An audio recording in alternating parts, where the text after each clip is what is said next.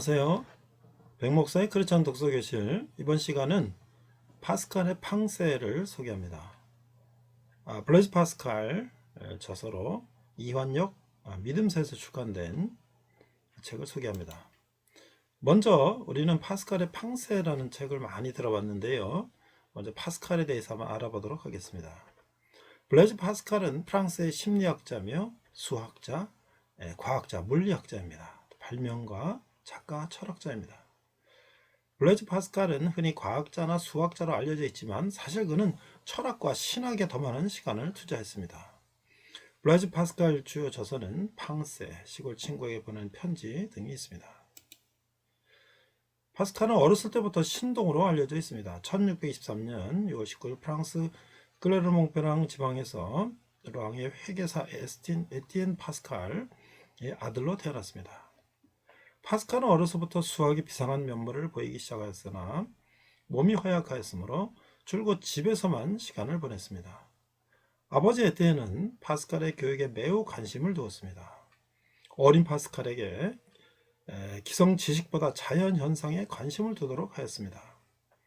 그는 수학을 가르치지는 않았지만 파스칼은 수학에 오히려 흥미를 느꼈고 가정교사에게 기하에 관해 지속적으로 질문했고 남은 시간 수학을 공부하곤 하였습니다. 왼쪽에 있는 사진은 진공안의 진공 실험 도면입니다. 파스칼은 12살 때에 삼각형의 내각이 180도라는 사실을 오직 스스로 힘으로 발견하여 주위 사람들을 놀라게 하였습니다. 이를 계기로 에티엔은 어린 파스칼에게 에우클레이네스의 기하 원론을 주고 기하 공부를 계속하게 격려한 이후 블레이즈 파스칼은 신동이라는 말이 아깝지 않은 면모를 수학 분야에서 현로하였습니다. 13세 때는 블레이즈 파스칼의 삼각형을 발견했고 14세 때는 현재는 프랑스 학술원이 된 프랑스 수학자 단체의 주 정기 회동에 참여하였습니다. 왼쪽의 사진들은 파스칼의 실험 도구들을 보여주고 있습니다. 16세 때는 사형기하학의 기초가 되는 블레이즈 파스칼의 정리를 증명하였고 17세 때는 블레이즈 파스칼의 정리를 이용하여 명제 400개를 유도하였습니다. 19세에는 회계사인 아버지를 돕고자 최초 계산기인 파스칼 라인을 발명하였습니다. 21세 때에는 수은 기둥을 사용한 일련의 실험으로 유체 정력학의 기초를 다지는 파스칼의 법칙을 정립하기도 하여 블레이즈 파스칼은 진정한 신동의 양태를 현로하였습니다. 왼쪽의 이 그림이 파스칼의 정리의 도해입니다. 마차 사고. 그러나 파스칼이 다시 수학의 재능을 꼽히려는 순간에 마차 사고가 발생했습니다.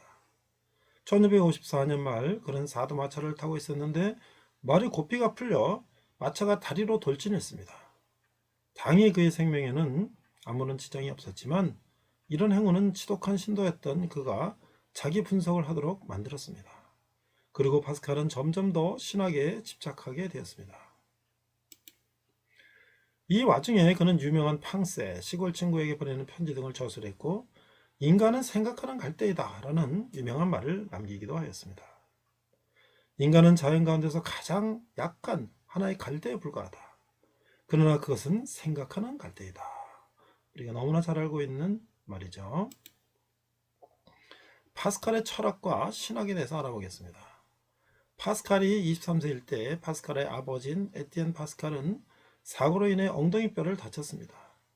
이때 기독교 신자였던 적골사 대상 형제가 집에 머물면서 에티엔을 치료했고 이들의 영향으로 파스칼은 기독교 신자가 되었습니다. 하지만 파스칼이 결정적으로 기독교 신학에 빠져든 것은 1654년입니다. 그는 이때 하늘에서 내려온 목소리를 들었다며 자신의 신앙을 고백하는 글을 썼습니다. 그 글은 지금도 프랑스 국립도서관에 보관되어 있습니다. 팡세에 대해서 알아보도록 하겠습니다. 파스칼의 신학적 업적 중 가장 특이할 만한 것이 바로 팡세입니다. 인간은 자연 가운데서 가장 약한 하나의 갈대에 불과하다. 그러나 그것은 생각하는 갈대이다 라는 말로 유명한 팡세는 그가 죽을 때 아직 미완성이었습니다. 이 책에는 그의 기독교적 변증이 담겨져 있는데 그는 자신을 신학자이자 철학자의 입장으로 두고 저술한 것이 아니라 기독교의 진리를 모르는 사람의 입장에서 저술했습니다. 그는 이 책을 통해 몽테뉴와 같은 회의주의자들과 데카르트 같은 합리주의자에 대해 자신의 변론을 펼치며 사상을 전개합니다. 믿음사 출판된 파스칼의 팡세의 책을 소개하면, 파스칼의 명저 팡세, 현대에 이르기까지 프랑스 사상사에 가장 큰 영향을 미친 서적 중 하나로 인정받는 책으로 보드레르, 니체, 졸라에게 영감을 주고 실존주의자들의 선구가 되었다. 이 번역을 한 불문학자 이완 교수는 최근까지 문헌학적 연구 결과에 바탕을 두고 편찬한 책인 라피마판을 원본으로 삼아 파스칼의 진정한 의도에 가깝게 다가갈 수 있도록 했다. 목차를 한번 보도록 하겠습니다. 서론이 있고요. 순서, 헛됨, 비참, 권태와 인간의 본질적 특성, 현상의 이유, 위대, 상반된 것들, 철학자들, 이성의 복종과 이용, 신을 증명하는 이 방법의 우월성, 인간의 인식에서 신으로의 이행, 다른 종교들의 허위성, 종교의 기반과 반론에 대한 반박, 라피의 교리, 예수 그리스도의 증거, 예언, 특별한 표정들, 기독교 도덕, 결론 등으로 되어 있습니다. 2부로 가니까 개인적 수기와 진국론을 연수기, 은총론을 연수기, 또 기약 또는 논리학개론의 서문한 수기, 기족의 신분에 관한 세 담론 등이 기록되어 있고, 인간 실존의 위대한 증언에 대한 작품 해설이 있습니다. 책 속으로 들어가 보겠습니다. 인간은 자연에서 가장 연약한 한 줄기 갈대일 뿐이다. 그러나 그는 생각하는 갈대이다. 그를 박살내기 위해 전 우주가 무장할 필요가 없다. 한 번 뽑은 증기 한 방울에 물이면 그를 죽이기에 충분하다. 그러나 우주가 그를 박살낸다 해도 인간은 그를 죽이는 것보다 더 고귀할 것이다. 인간은 자기가 죽는다는 것을, 그리고 우주가 자기보다 우월하다는 것을 알기 때문이다. 우주는 아무것도 모른다. 그러므로 우리의 모든 존엄성은 사유로 이루어져 있다. 우리가 스스로를 높여야 하는 것은 여기서부터이지 우리가 채울 수 없는 공간과 시간에서가 아니다. 그러니 올바르게 사유하도록 힘쓰자. 이것이 곧 도덕의 원리다. 우리는 인간의 정신을 매우 위대한 것으로 생각하기 때문에 그것으로 인해 우리가 멸시당하거나 정신이 존중받지 못하면 참지 못한다. 인간의 모든 행복은 이 존중에 있다. 그러므로 우리는 유한한 것의 존재와 본질을 안다. 우리도 마찬가지로 유한하고 넓이를 가지고 있기 때문이다. 우리는 무한한 것의 존재를 알지만 그 본질은 모른다. 우리처럼 넓이는 있어도 우리처럼 한계는 없기 때문이다. 그러나 우리는 신의 존재도 본질도 모른다. 신은 넓이도 한계도 없기 때문이다. 인간이 무엇인지를 탐구하지 않고 사는 것이 초자연적인 맹목이라면 신을 믿으면서 악하게 사는 것은 가공할 맹목이다. 악인들이 존재하는 것을 막기 위해 죽여야 하는가? 이것을 한쪽 대신 양쪽을 악인으로 만든다. 우리는 파스칼의 팡세라는 제목을 많이 들어봤는데요. 이 파스칼이라는 위대한 수학자, 과학자가, 철학자가 기독교 크리스찬으로서 신에 대한 존재를 탐구하고 신학을 연구하고 또 그것을 초신자들이 쉽게 접근할 수 있도록 지은 이 파스칼의 팡세를 통해서 우리가 깊이 있는 철학자의 안내를 받아보는 것도 좋을 것 같습니다. 이상 백목사의 크리스찬 독서교실이었습니다. 안녕하세요. 백목사의 크리스찬 독서교실. 이번 시간은 키에르케고르의 죽음에 이르는 병이라는 책을 소개합니다. 우리는 키에르케고르에 대해서 이름은 많이 들어봤죠. 그러나 그에 대해서 자세히 우리가 알지는 못하죠.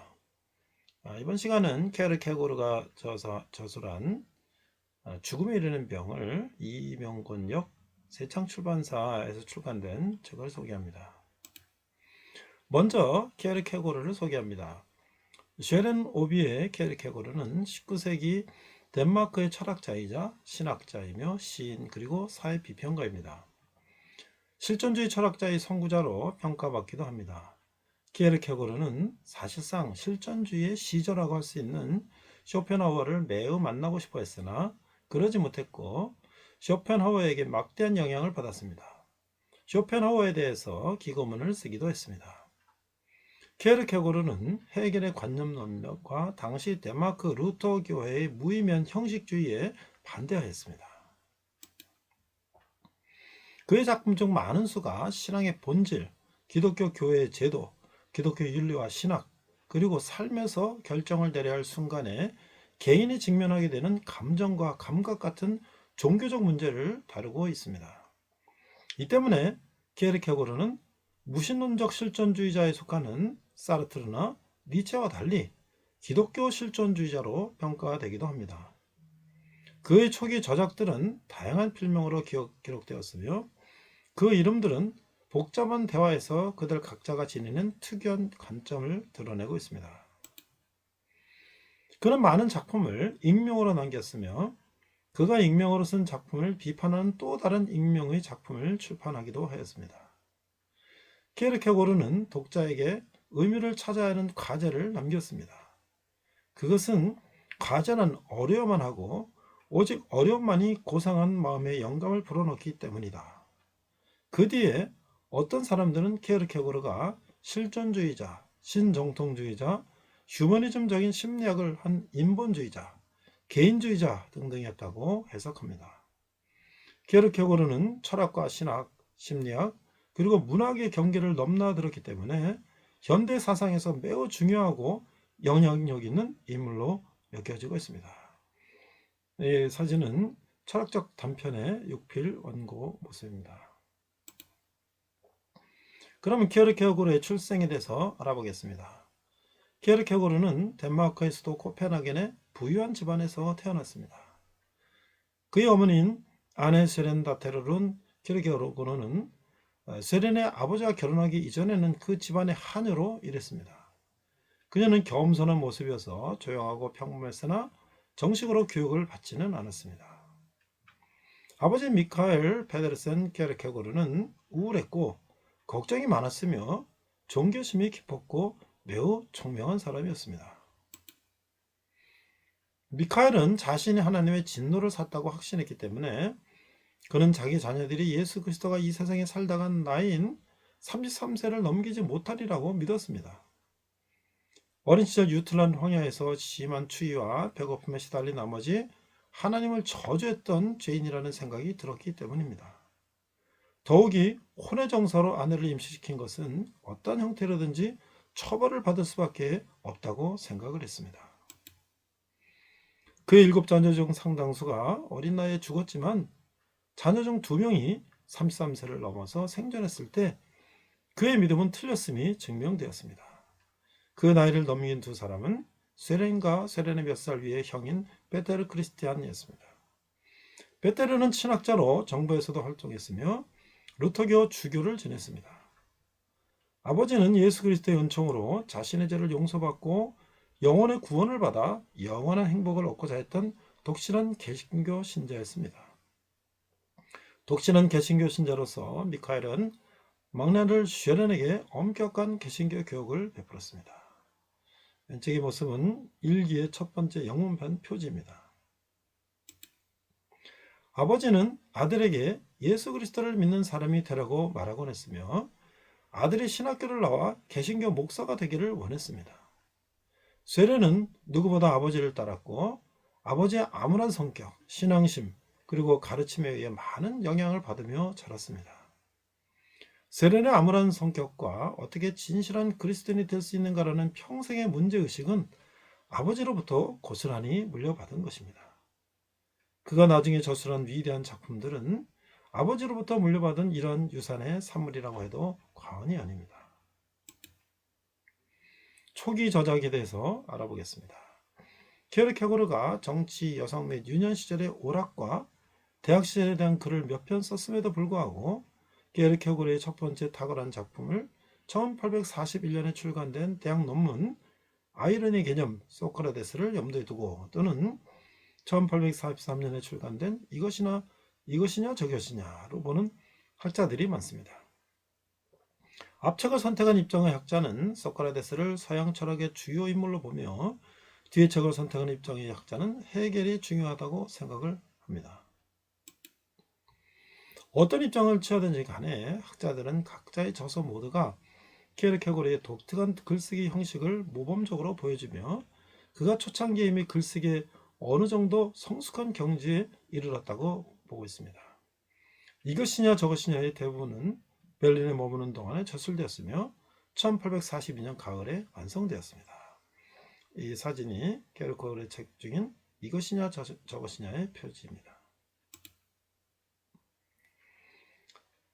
이 기독교에 대한 공격입니다. 세렌 키에르케고르의 무덤이라고 평가됩니다.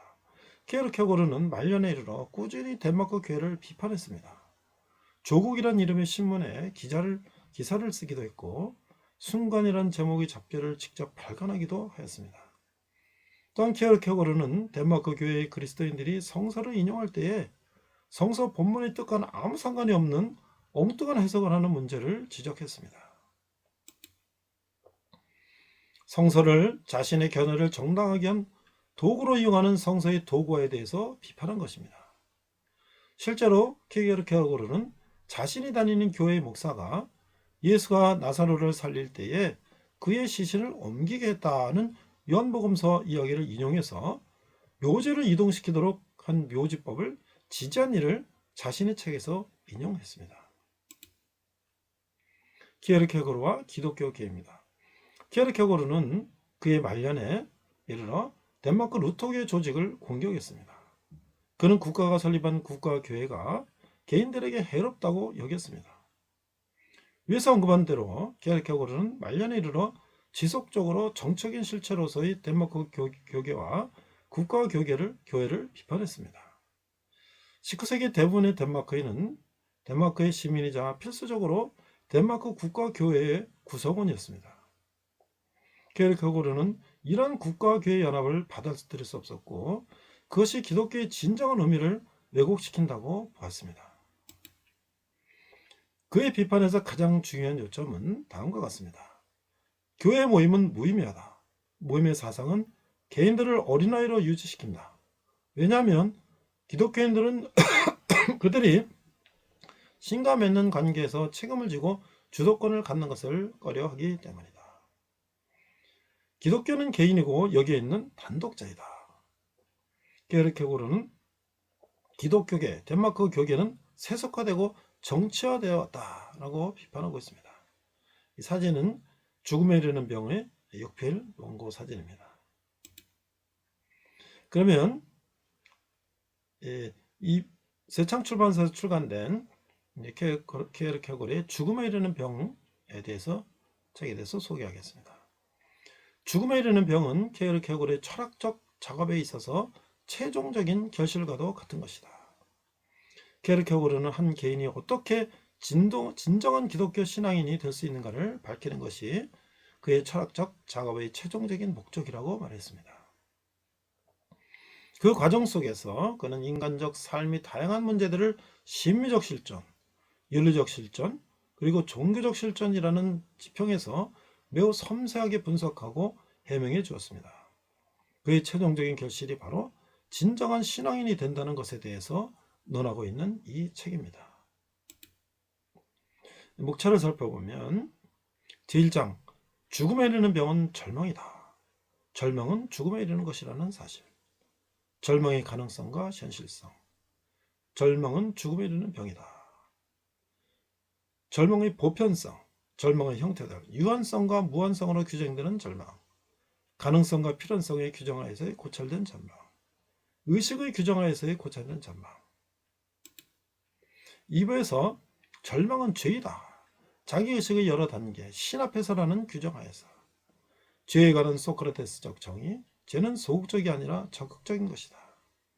2장에서 죄의 계속, 자신의 죄에 대해서 절망하는 죄, 죄의 용서에 대해 절망하는 죄, 기독교를 적극적으로 폐기하고 그것을 허위라고 말하는 죄 등이 기술되어 있습니다. 죽음에 이르는 병은 키에르케고르 사상의 가장 중요한 핵심을 말해주는 책이다. 그만큼 게르케고르의 저작 중 가장 많은 학자에 의해 번역되었다. 한국 번역론도 최소한 4, 5종 발견됐는데 그럼에도 불구하고 죽음에 이르는 병이 주목되는 이유는 무엇일까? 우리는 태어난 순간부터 병을 앓는다. 그것이 죽음에 이르는 병이다. 게르케고르의 철학적 작업은 현대인의 소름 끼치는 자기 소외 혹은 자아의 상실을 어떻게 극복할 수 있는가를 밝히는 숭고한 작업이다. 그리고 수많은 저작이 이러한 궁극적인 목적을 위해서 쓰였습니다. 그 최종적인 결실은 바로 진정한 신앙인이 된다는 것에 대해서 논하고 있는 죽음에 이르는 병입니다. 절망하고 있지 않은 사람은 단 한 사람도 없다. 죽음에 이르는 병이란 절망을 의미한다. 이는 곧 그리스도교의 신앙을 가지지 못한 상태라고 할 수 있으며 다른 말로는 죄의 상태에 머물고 있음을 의미한다. 이렇게 게르케고르는 기독교적 의미의 죄란 신앙에 대립하는 것이라고 주장하면서 어떻게 참된 신앙을 가질 수 있으며 참된 신앙을 가진다는 것이 무엇을 의미하는 것인지를 논하고 있습니다. 진리에 대해 관심을 가진 사람, 특히 기독교 신앙에 관심을 가지고 있는 사람, 비록 이미 기독교에 정점이 있다고 생각하는 사람일지라도 아직은 무엇인가 1% 부족하다고 생각하고 있는 사람들에게 이 책을 권하고 싶다라고 역자는 말하고 있습니다. 우리는 기독교 신앙에 대해서 나름대로 좀 가볍게 생각하는 사람들이 있죠. 그러나 이 세계적인 철학자 게르케고르는 이 기독교 신앙을 죽음에서 이르는 병을 우리가 극복하는 것은 참 신앙을 갖는 것이라고 논하고 있습니다. 이 세계적인 이 철학가 사상가가 기독교를 논증하는 것을 변증하는 것을 우리가 한번 봄으로써 또 우리 기독교에 대한 우리의 생각을 한 단계 업그레이드 시킬 수 있는 그런 좋은 기회가 될 수 있을 것 같습니다. 이상 백목사의 그 찬독소 교실이었습니다.